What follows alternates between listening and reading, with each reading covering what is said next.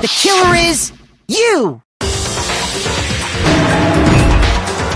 And attacked him.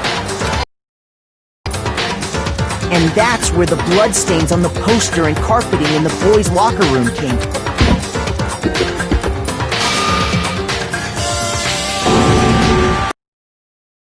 Likely in the heat of the moment, the body was arranged.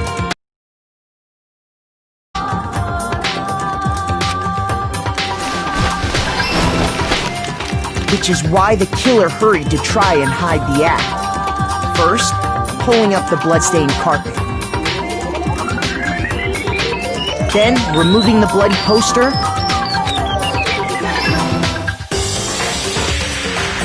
And finally carrying the corpse into the girls' locker room. A girl's handbook was necessary to get into the locker room, of course.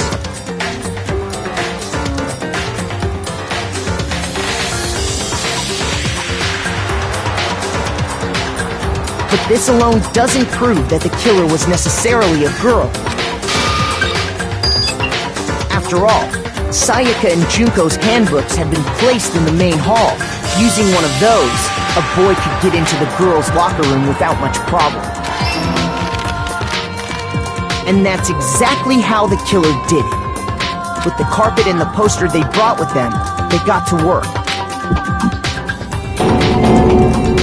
They changed the layout of the boys' and girls' locker room in what you might call a crime scene switch.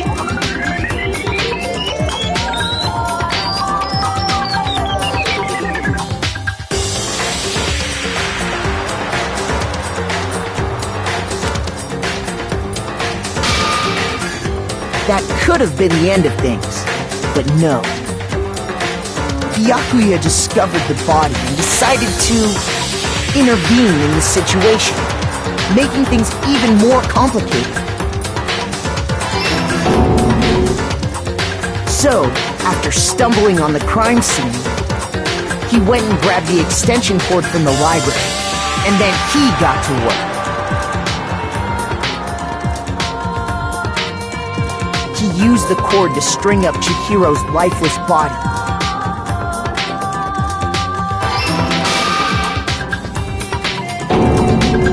Then, using the victim's own blood, he left a grisly message there at the scene of the crime. He wanted to create the illusion that Genocide Jack was responsible for the slaughter.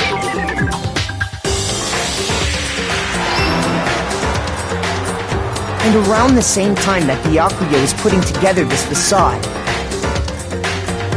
the killer, having already disposed of Chihiro's bag and other belongings, arrived at the sauna.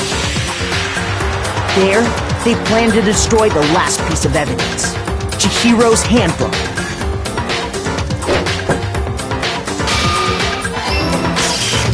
And just as the killer expected, the steamy sauna was enough to ruin the electronic gadget.